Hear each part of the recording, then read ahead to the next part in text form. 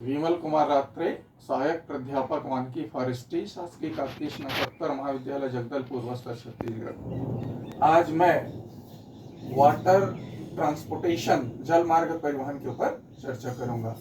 सबसे पहले इसका इंट्रोडक्शन। जल मार्ग काष्ठ परिवहन के बहुत पुराना साधन है।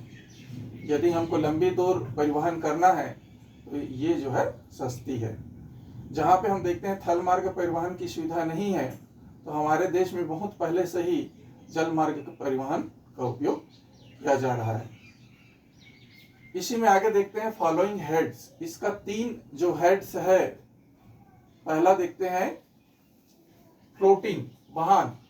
फ्लोटिंग मतलब हम देखते हैं काष्ठ को एक एक करके नदी में जो बहाया जाता है, जिसको कहा जाता है फ्लोटिंग वाहन। और ये हम देखते हैं नदियों के जल प्रवाह की वजह से और मनुष्य के बिना नियंत्रण से वो अपने आप बहते चला जाता है, जिसको कहा जाता है फ्लोटिंग। फ्लोटिंग हम देखते हैं जल में एक एक करके प्रकाश को वहन किया जाता है और जल प्रवाह के द्वारा मनुष्य के बिना नियंत्रण से वो आगे बढ़ता है, जिसको कहा जाता है फ्लोटिंग। फ्लोटिंग का हम देखते हैं यहाँ पे टाइप है, टाइप ऑफ फ्लोटिंग। फ्लोटिंग के प्रकार 2 प्रकार है, ए और बी। पहले हम देखते हैं टेलीस्कोपिक फ्लोटिंग और पथरू, और दूसरा है रिवर फ्लोटिंग और फ्री फ्लोटिंग और स्वीपिंग। टेलीस्कोपिक फ्लोटिंग और पथरू फ्लोटिंग हम देखते हैं, ये छोटी नाला है या शाखाएं हैं, वहां हम देखते हैं काष्ठ का परिवहन किया जाता है।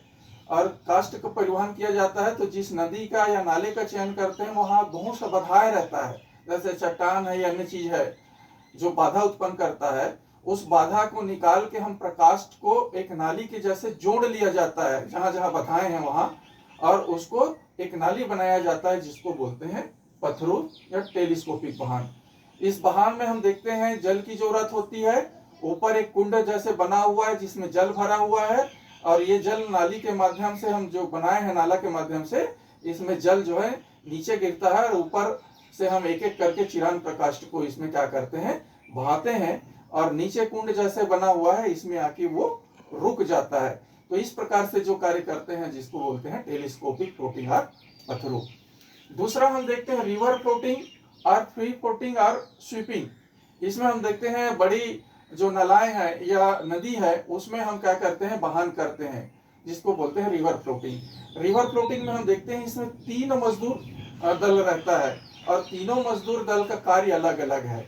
पहले हम देखते हैं इसमें जब हम प्रकाश को बहाते हैं तो सबसे पहले हम देखते हैं, सबसे पहले दल में रहता है अग्रगामी दल, पथ प्रदर्शक के रूप में कार्य करता है वो।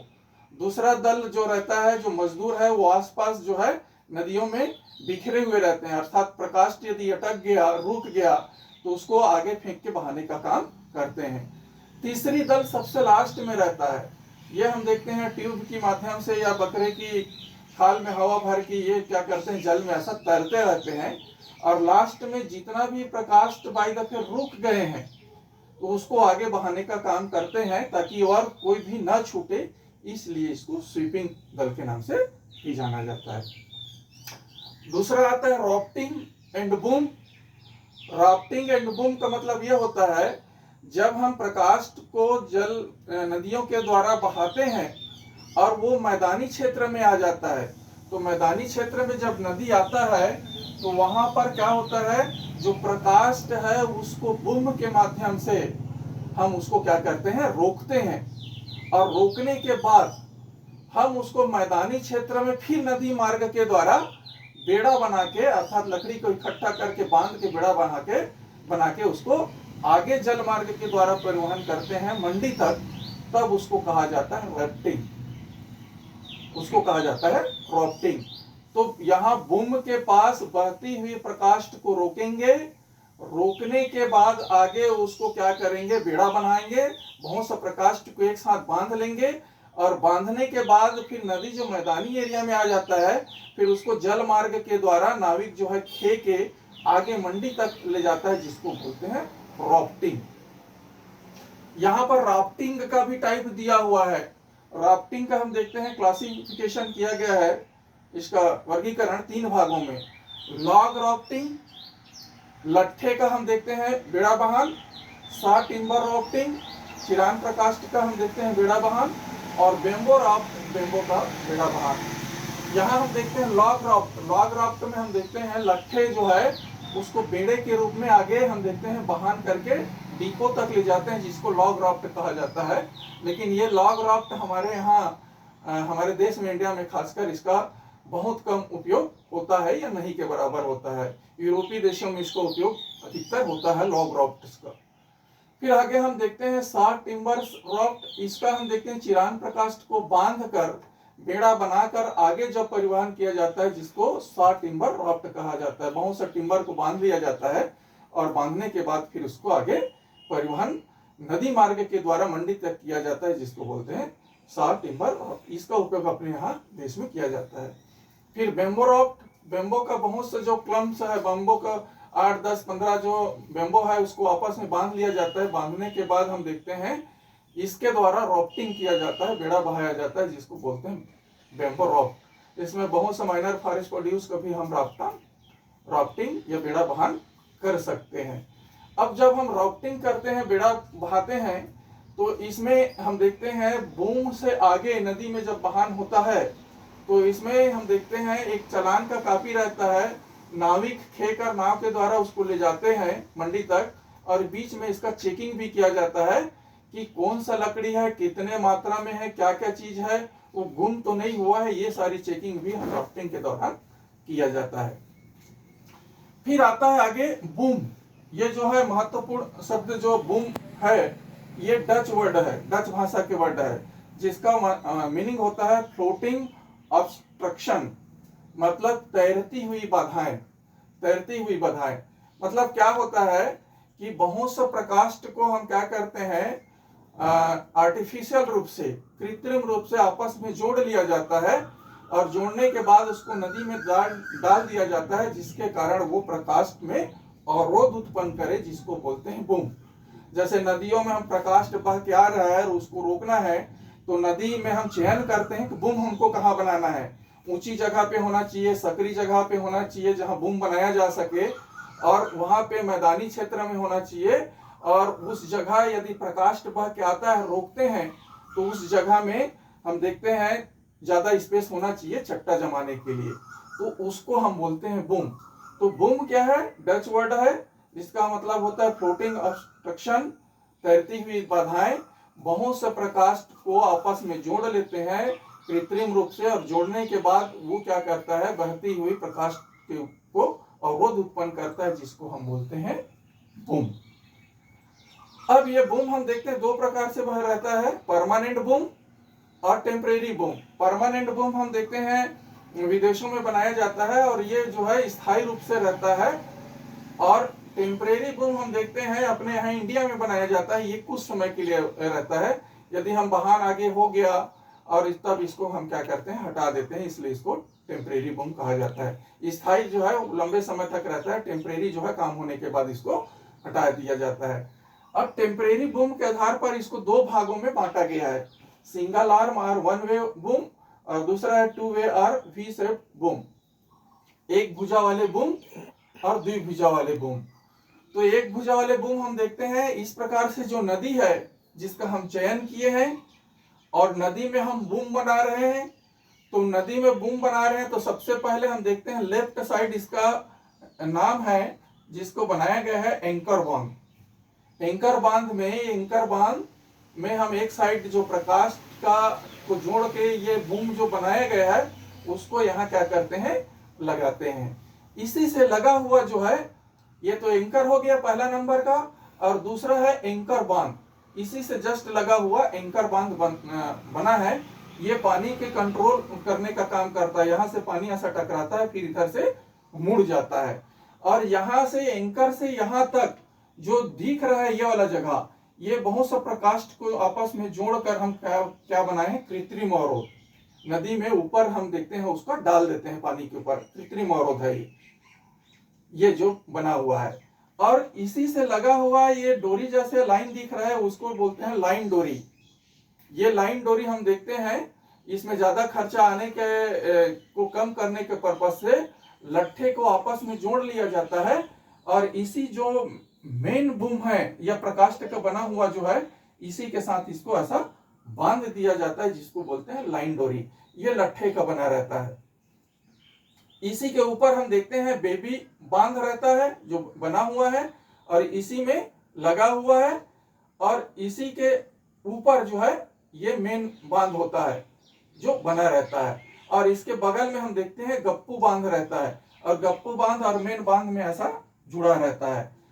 और नीचे हम देखते हैं इसका ऐसा जो दिख रहा है गाय रोप्स है जो लगा हुआ है, छड़ जैसे नुकीला जो है, ये इसको सपोर्ट देने के लिए इसको लगाया जाता है। तो ये सिंगल आर्म वाले जो बूम है वो एंकर बांध और मेन प्रकाश, फिर लाइन डोरी, फिर हम देखते हैं बेबी बांध, मेन बांध और गप्पू बांध, ये सब चीज से मिलाकर बनाया जाता है। यदि प्रकाष्ठ का ज्यादा हम देखते हैं आना हो जाता है और दबाव को कम करने के लिए हम यहाँ के बीच को जो गप्पू बांधा और इसके स्पेस में जो लगा हुआ है लाइन, उसको खोल देते हैं ताकि पानी यहाँ से बहे और प्रकाश आए तो यहाँ से रोका जा सके दबाव को कम करने के लिए। ये इस प्रकार से बनाया जाता है। ये डाक पत्थर जगह है देहरादून से आगे, यमुना नदी में अपने यहाँ भारत में इसको बनाया जाता है। दूसरा हम देखते हैं 2 वे और वी शेप्ड बूम। ये 2 आर्म वाला होता है, 2 भुजा वाला। ये हम देखते हैं एक किनारा है नदी का, ये 2 किनारा है, दोनों साइड हम देखते हैं ये वी शेप्ड में दिख रहा है इस प्रकार से। और इसको दोनों को हम क्या कर देते हैं, मेन केबल से लगा देते हैं। और मेन केबल में बीच में बहुत सा प्रकाष्ठ को ऐसा जोड़ के बनाया गया है, और जोड़ा गया है। तो एक आर्म से दूसरे आर्म का हम देखते हैं 40 डिग्री है इसका डिस्टेंस जो है, और यहाँ गाइड रोप लगा हुआ है, और ये है एंकर, और ये है गाइड रोप। और इस प्रकार से करंट जो है वो प्रभावित हो रहा है। तो ये चूंकि वी शेप्ड दिखाई देता है, द्विभुजा वाले आर्म है, इसके अपेक्षा इसमें खर्चा कम लगता है। और एक भुजा से दूसरी भुजा की हम देखते हैं डिस्टेंस जो है 40 डिग्री रहता है, और इस प्रकार से ये करंट सप्लाई होता है। और इसमें भी हम देखते हैं, ये भी हम देखते हैं बूम जो है प्रकाश को रोकने के लिए किया जाता है। ये हम देखते हैं खासकर पंजाब में व्यास नदी में पहले बनाया जा रहा था, पहले बनाते थे इस प्रकार से जो 2 वे और वी शेप बूम। तो ये हो गया बूम का। बूम देख लिए, इसका दोनों प्रकार देख लिए, सिंगल और डबल आर्म वाला। और इस प्रकार से हम पहले आर्म वाला हम देहरादून में बनाते हैं डाक पत्थर यमुना नदी में, और दूसरा है पंजाब के व्यास नदी में ये बनाया जा रहा था। इसी के बाद हम एक शब्द आता है स्किडिंग। स्किडिंग हम देखते हैं इसका 2 प्रकार है, माइनर ट्रांसपोर्टेशन और मेजर ट्रांसपोर्टेशन। माइनर ट्रांसपोर्टेशन को ही हम स्किडिंग कहते हैं। माइनर ट्रांसपोर्टेशन मतलब यहाँ यदि हम वृक्ष को काट के रखे हैं, फेलिंग किए हैं, और इसको हम देखते हैं मेन रोड तक कुछ दूर मनुष्यों के द्वारा, पशुओं के द्वारा, जब यहाँ तक हम क्या करते हैं, ले जाते हैं मेन रोड तक। कहाँ तक? ये फेलिंग जगह है, फेलिंग जगह से हम मजदूरों के द्वारा या अन्य माध्यम से हम मेन रोड तक ले जाते हैं कुछ दूर, तब इसको कहा जाता है माइनर ट्रांसपोर्टेशन या स्किडिंग। स्किडिंग मतलब ये जो मेन रोड है और यहाँ तक के जो दूरी है, यहाँ से हम प्रकाश को यहाँ रख रहे हैं मेन रोड में, तो यहाँ से यहाँ तक ले जाते हैं, जिसको बोलते हैं माइनर ट्रांसपोर्टेशन या स्किडिंग। और दूसरा है मेजर ट्रांसपोर्टेशन। मेजर ट्रांसपोर्टेशन कब कहेंगे? जब हम वृक्ष को काटे हैं जिस जगह, और वहां उस जगह पे ट्रैक्टर या मोटर डायरेक्ट आके प्रकाश को लोडिंग कर लेता है, तो इस प्रकार इसको कहा जाता है मेजर ट्रांसपोर्टेशन। मतलब यहाँ जो वृक्ष कटा हुआ है उस जगह पे डायरेक्ट मोटर के द्वारा, ट्रक के द्वारा हम लेकर आकर वहां लोडिंग करते हैं, तो इसको स्किडिंग नहीं कहेंगे, माइनर स्किडिंग। इसको क्या कहेंगे? Major transportation. तो दोनों में थोड़ा से अंतर है। स्किडिंग में, माइनर ट्रांसपोर्टेशन में क्या करते हैं, जहां वृक्ष को काटे हैं वहां पे मजदूरों के द्वारा अन्य माध्यम से हम कुछ दूर ले जाके उसको स्टोर करते हैं, जिसको बोलते हैं माइनर स्किडिंग। और मेजर स्किडिंग हम देखते हैं जो जहां पे वृक्ष कटा हुआ है वहीं पे डायरेक्ट आके हम ट्रक ट्रैक्टर के माध्यम से डायरेक्ट लोड कर लेते हैं, जिसको बोलते हैं मेजर स्किडिंग या ट्रांसपोर्टेशन। तो इस प्रकार से ये होता है। वाटर ट्रांसपोर्टेशन, जल मार्ग परिवहन अपन देख लिए हैं। इसका फॉलोइंग हेड से 3 है, फ्लोटिंग है, रेफ्टिंग, ये देख लिए 2 चीज। अब तीसरी चीज आता है वेट साइड, जल नाली। जल नाली के द्वारा भी हम क्या करते हैं, इसके द्वारा हम जो चिरान प्रकाष्ठ है उसका परिवहन किया जाता है, जिसको बोलते हैं वेट स्लाइड। फिर टाइप ऑफ फ्लोटिंग देख लिए 2 प्रकार है। फिर रॉफ्टिंग, टाइप ऑफ रॉफ्टिंग हम देखते हैं 3 प्रकार है। फिर बूम हम देख लिए हैं, इसका डिफिनेशन। फिर टाइप ऑफ बूम 2 प्रकार से है। फिर हम देखते हैं स्किडिंग देख रहे थे, माइनर ट्रांसपोर्टेशन और मेजर ट्रांसपोर्टेशन के ऊपर देख लिए। फिर वेट स्लाइड से है जल नाली, जल नाली के द्वारा भी बना के हम उसमें चिरान प्रकाष्ठ का परिवहन करते हैं, जिसको वेट साइड कहा जाता है। तो इस प्रकार से परिवहन जो है वाटर ट्रांसपोर्टेशन जल मार्ग के द्वारा अपने यहाँ किया जाता है।